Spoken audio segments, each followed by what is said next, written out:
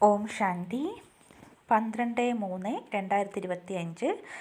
ബാബ ഇന്ന് പറഞ്ഞ ഇതാണ്: മധുരമായ കുട്ടികളെ, ബാബ ഇപ്പോൾ നിങ്ങളുടെ പാലന ചെയ്തുകൊണ്ടിരിക്കുകയാണ്, പാഠം അഭ്യസിപ്പിച്ചുകൊണ്ടിരിക്കുകയാണ്, വീട്ടിലിരുന്ന് നിർദ്ദേശം നൽകിക്കൊണ്ടിരിക്കുകയാണ്.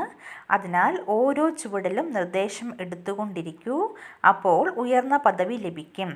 ചോദ്യം: ശിക്ഷകളിൽ നിന്നും രക്ഷപ്പെടുന്നതിനു വേണ്ടി വളരെ സമയത്തെ ഏതൊരു പുരുഷാർത്ഥമാണ് ആവശ്യമുള്ളത്? ഉത്തരം: നഷ്ടോമോഹയാകുന്നതിൻ്റെ ഒന്നിനോടും മമത്വം ഉണ്ടാകരുത്. തൻ്റെ ഹൃദയത്തോട് ചോദിക്കണം, ഒന്നിനോടും എനിക്ക് മോഹമില്ലല്ലോ. ഒരു പഴയ സംബന്ധവും അന്തിമത്തിൽ ഓർമ്മ വരരുത്.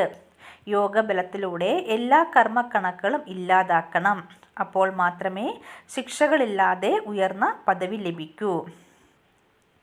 നിങ്ങളുടെ സന്മുഖത്ത് ഇരിക്കുന്നത് ബാബയും ഈ ദാതയിലൂടെ.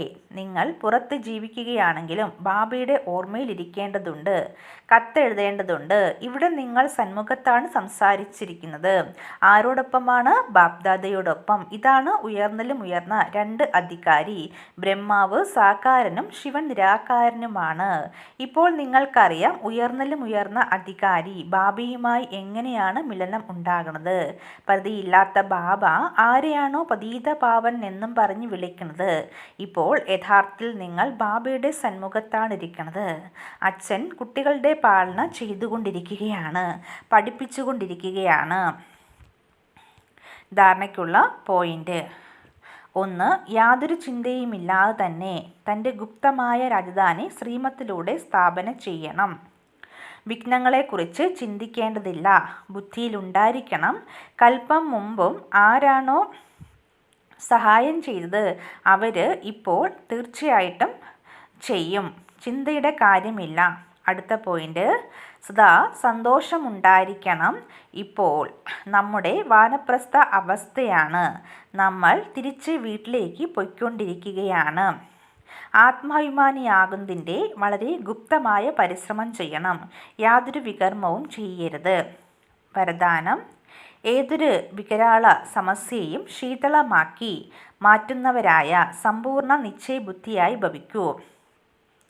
ഏതുപോലെ ബാബയിൽ നിശ്ചയമുണ്ടോ അതുപോലെ സ്വയത്തിലും ഡ്രാമയിലും സമ്പൂർണ്ണ നിശ്ചയം വേണം. സ്വയത്തിൽ അഥവാ ദുർബലതയുടെ സങ്കല്പം ഉണ്ടാവുകയാണെങ്കിൽ അത് ദുർബലതയുടെ സംസ്കാരത്തെ സൃഷ്ടിക്കുന്നു. അതിനാൽ വ്യർത്ഥസങ്കല്പമാകുന്ന ദുർബലതയുടെ അണുക്കളെ തൻ്റെ ഉള്ളിൽ പ്രവേശിക്കാൻ അനുവദിക്കരുത്. ഒപ്പം ഡ്രാമയുടെ ഏതൊരു ദൃശ്യം കാണുകയാണെങ്കിലും ഇളക്കങ്ങളുടെ ദൃശ്യത്തിൽ പോലും മംഗളത്തിൻ്റെ അനുഭവമുണ്ടാകണം. വായുമണ്ഡലം ഇളകിയേക്കാം, പ്രശ്നങ്ങൾ വികരാള രൂപത്തിൽ വരാം. എന്നാൽ നിശ്ചയബുദ്ധി വിജയിയായി മാറൂ എങ്കിൽ വലിയ പ്രശ്നങ്ങൾ പോലും ശീതളമായി മാറും.